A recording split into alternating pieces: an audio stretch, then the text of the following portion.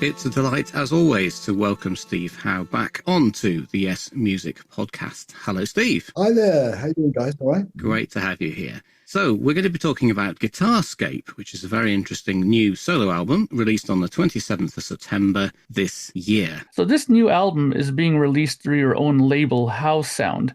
Did you create that to give yourself total freedom in what you produce? Yeah, I guess I do really. I saw it as a nice outlet. I started that in the 90s with Homebrew One, I think, came out on that was the first one, Motif, and then I started releasing the trio through that label sometimes. So yeah, it's a nice place for me to be able to just work with my own projects that makes it very sweet and easy. But I'm not discounting that I work with all the other labels too. It's great fun. So it's a nice choice to have. Yeah.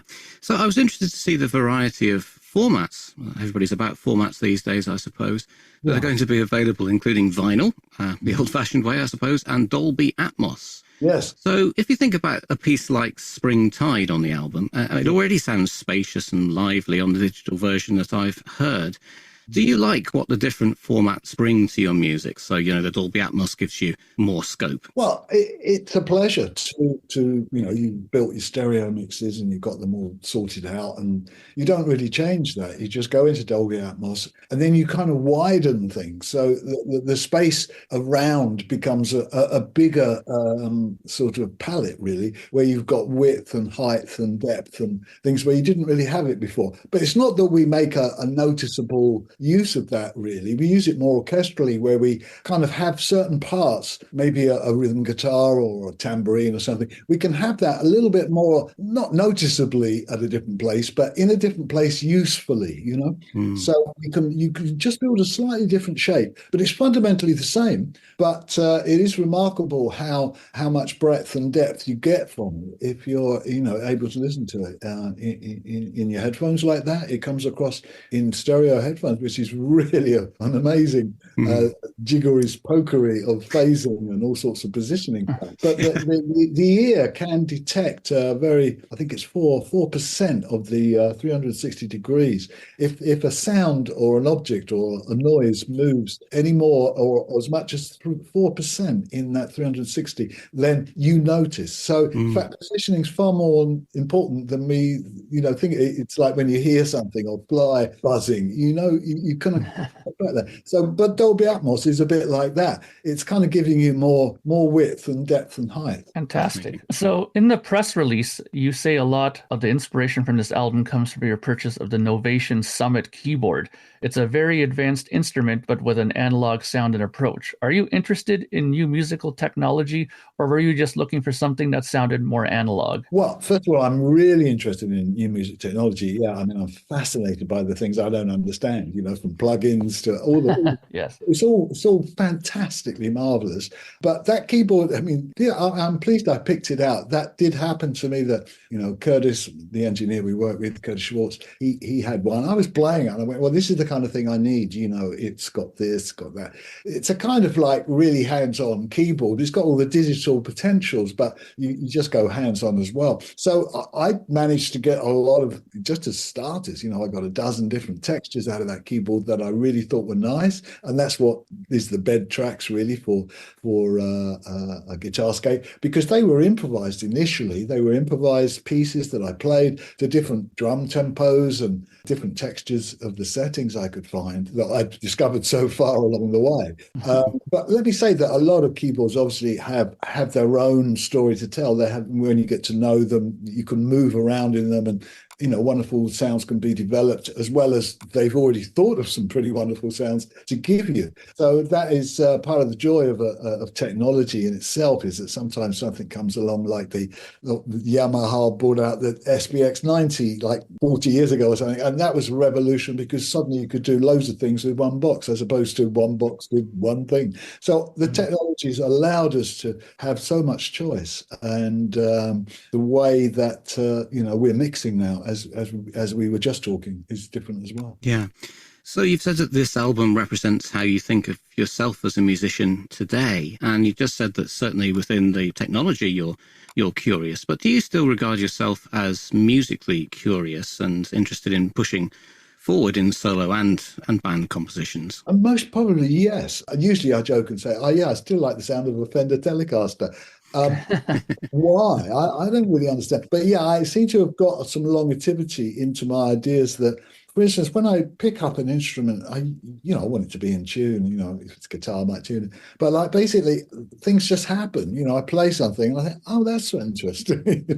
Stop, So I have to sometimes just kind of like just play things that I already wrote, so that I can keep on top of my playing. And I love doing that with my solo pieces. But other than that, when I'm inventing things then on the guitar, it's one of the joyful parts of being a guitarist. So I still enjoy hoping that just adding to the sort of catalogue that I've created solo and through groups. So it must be said, this album sounds fantastic. You produced it with Curtis Schwartz. He assembled it and mixed it. You worked a lot with Curtis in the recent Yes albums as well. What makes him the right man for the job? Right, met Curtis, 25 years ago most probably, and ever since then he's been doing my solo work. But when Yes didn't have a producer, wanted to make a record, and I said, well, I think I could produce this, but particularly if Curtis is on board, then I know we could get it. And it proved itself quite nicely that by the time we get to Mirror to the Sky, people are thinking, oh yeah, this is quite good. So we're delighted with that. So Curtis and I have had very unusual. It's not intense in the way where it's kind of testing and struggling at all. It's we've done a lot of work together. We can most probably pick each other's minds quite rapidly if we're coming to a point in the track where there's something up.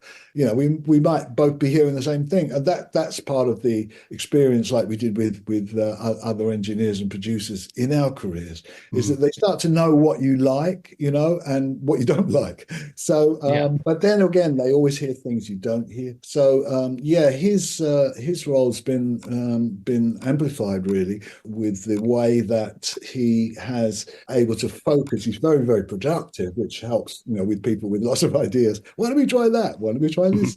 So basically, he rolls with the punches and basically really cuts in on the kind of work. He's got a dedication. I tell you what makes it really work is that I got a dedication coming from one side of the musical presentation, but he's really keen to keep his sound the way he thinks it should be. So where we can meet on that and agree, it's very, very easy. But sometimes he'll hear things I don't. He'll hear factors about things that I don't. That's really invaluable. It's so important that we can both go to that next step and say, well, actually, I know you haven't noticed this, but I think this. So we do share a lot of insights into working together. And I guess we've learned from each other, a lot too. So he's patient and he's fun. He takes great pictures too. So he's also a musician who writes his own music, he, performs on a variety of instruments, guitar and keyboards. So he's very much an all-rounder. That's great. Yeah, and as we say, it sounds great, and I look forward to hearing what he's done with the Dolby Atmos. That should be fascinating. Yeah. The other person involved, though, is your son, Dylan. Yeah. And I'm assuming, and tell me if I'm right, does your family connection with him obviously make it easy working with him on this kind of project? Whatever it is, always been easy. And I think Dylan would say this the same. It's always been easy. I mean, we started our musical career when he was most probably about 6 or 7, when, we got a drum kit in the house. Alan White had helped us get this Ludwig, So, I mean, he just got up there. And really, I would like to think that I've always been there for him, and musically, if he's wanted me to be. But in those early days, it wasn't really an option. He was on the kit and I was on the Moog or the bass or the guitar. So we did a lot of kind of very, family style music making together. But then by the time I'd made a few solo and got to a grand scheme of things, and that's when I said to him, are you ready yet, do you think, to play? Because I thought he was. So I said, well, by this time, do you think you're ready to play on one of my albums? So he played on the grand scheme of things. And as I always laugh when I think I'm going to say, and the rest is history, because he kind of isn't. But since then, he's played on, I think this was the 9th solo album. He's been my single most, I mentioned this on the anthology with Rhino that we brought out, that he's my biggest collaborator in my music that I make, because he's been part of all those 9 albums now. But I mean, I can hear him when he's first kicking off into the grand scheme of things song. And I'm thinking to myself, this is where he kind of came on board with me more than we were before. So, of course, then we did the Steve Howe Trio, which was obviously very involved with his drum again, and very much part of a shared community of musical input. The three guys played together, and that was how we made the first Haunted Melody album. It was brilliant.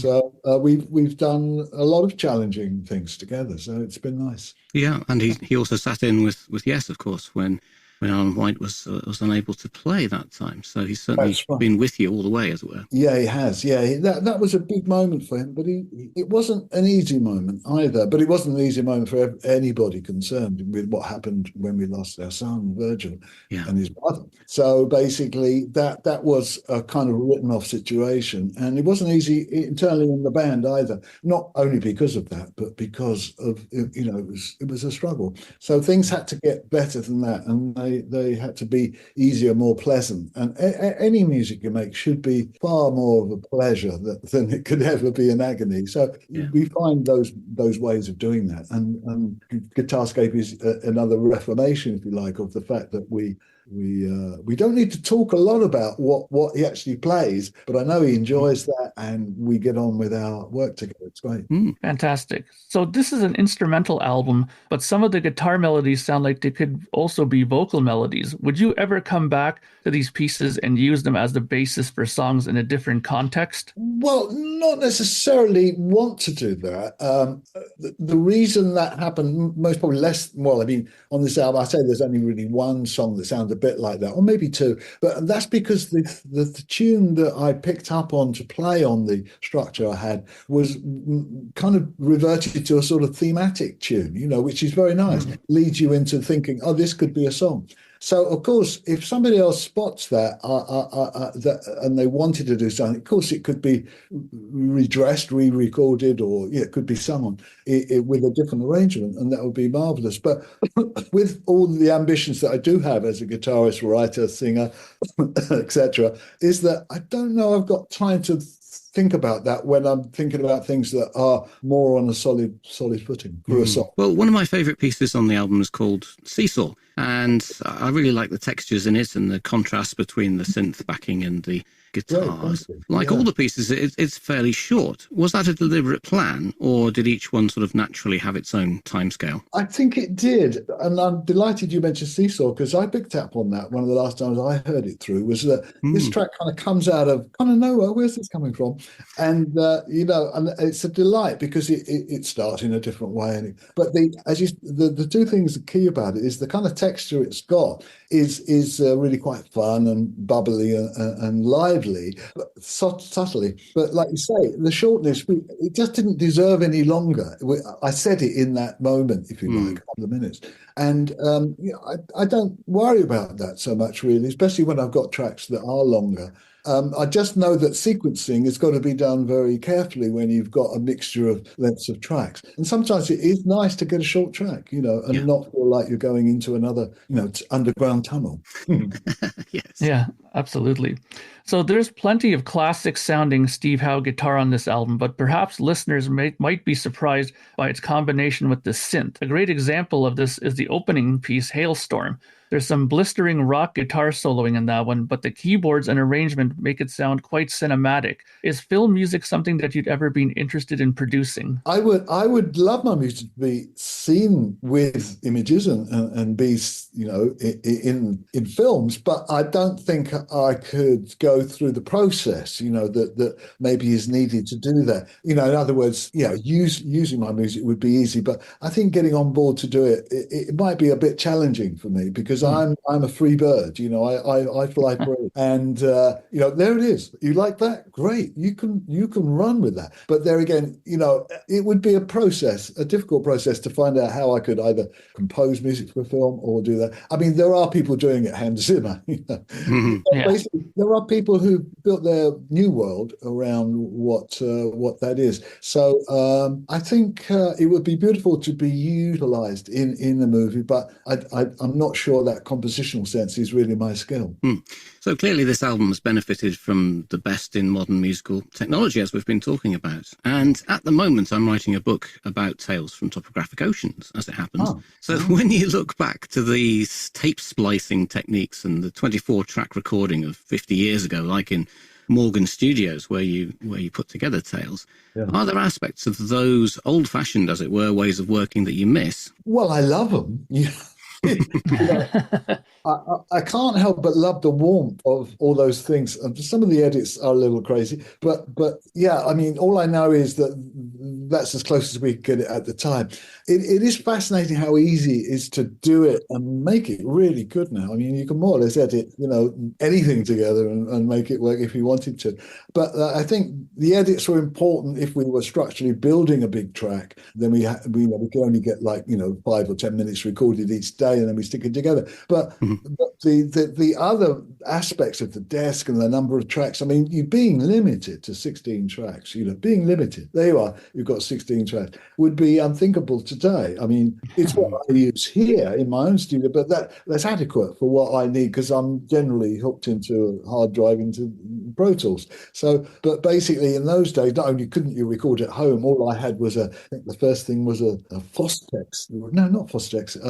It was a German one beginning with F or V or something. I don't know, some strange quarter-inch machine. So, I mean, technology is just advanced, and I've welcomed it. But there's things, I mean, like what your point was, what's missing? What's missing is that, I'll only say this once, I think, but I think it's all very well, bigging up remastering and all that, and we should do that occasionally. But what the band did together, particularly with Eddie Opry, particularly, in that period, in a way, there isn't a better version.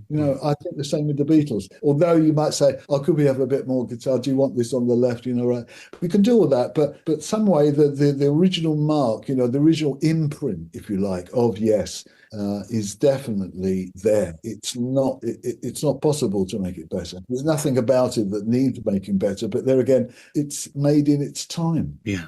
Absolutely. And I agree 100% with that.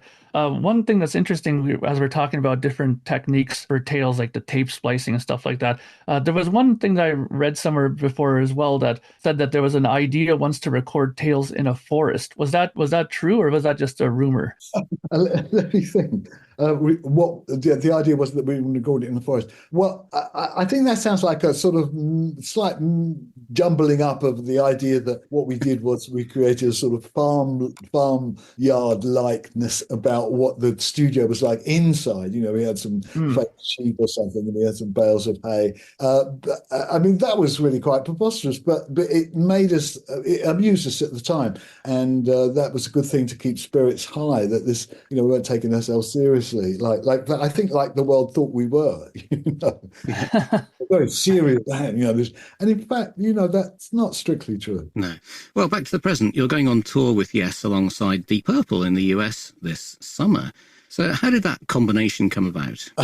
I think it's been mooted before, and for reasons, maybe even years and years ago, we thought we might do this. So it's always been on an agenda, and I feel great that we're going to meet that agenda, that we're going to finally do it, because we've had a good experience with, the other bands that we've toured out with of stature too, like Toto and things. I mean, we regard those tours, or this tour, these sorts of tours, very special. They have a special place, because, we like the theatre, an evening with Yes, got the whole thing that it's our place, it's our moment. But when you go to a show, whether it's a festival or just a double headline like this, it's really quite interesting to see that the audience can mix across our two genres, if you like. Don't like that word much, but across those two worlds, that's what's intriguing about it. It's nice. Absolutely. So one of the things that was fascinating about the previous tour was the Tales medley that you guys did. Is there any chance that this medley will be played again on this tour? We'll be playing that again in Japan, but we won't be playing it on this tour. No. Okay. We've got a smaller window, and we thought we would, rethink a couple of ideas. So we've taken quite a lot of what we were playing, but we've added a couple of extra special songs, and they're quite big. So, we think we've got a nice set now for this window of opportunity with Deep Purple. Yeah, brilliant. And speaking of that Tales medley, with hindsight, this is the $100 million question. Do you think cutting down Tales to a single album in 1973 would have been a better idea? That's a great question. I didn't know that one was coming. I thought you were going somewhere else with that. Oh, that's a great question. Ah, dear. No, definitely not. No. I mean, I think this is a valid edit that we did because it does manage to portray many of the key parts of Tales. But you certainly can't say that it is Tales in its true sense. No, it would have to be at least twice as long. But there again, then you're getting close. Why bother? But basically, it was great. Part of the idea of doing it was to play it live. Whether or not W&G ever think of adding this to the Tales box set, as an alternative, which I don't think is a bad idea. But so it is another way of telling the story, and that's what I like it. But it's certainly not. It wouldn't have been wise to do that then, I don't think. No. Interesting. So we're down to the last question, but this is one that I'm really excited to ask you about, Steve. The last two Yes albums have been brilliant. I really enjoyed it, especially Mirror to the Sky is a record that I still play to this day, like almost every other day. How is the work progressing, though, on the next record? Who said we're making another record?